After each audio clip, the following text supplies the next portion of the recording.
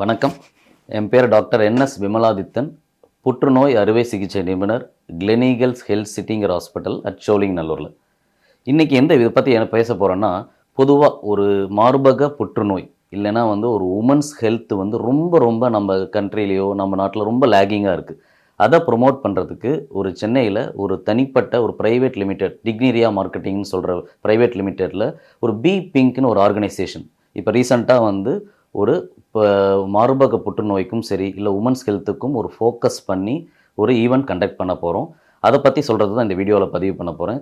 Next 29th of October புதன்கிழமை பார்த்தீங்கன்னா மாதா medical college Kovur அங்கே ஒரு பெரிய மெகா ஈவெண்ட்டாக ஒரு புற்றுநோய்க்கு ஒரு screening and as well as ஒரு அவேர்னஸ் டாக்கை நாங்கள் கொடுக்க போகிறோம்.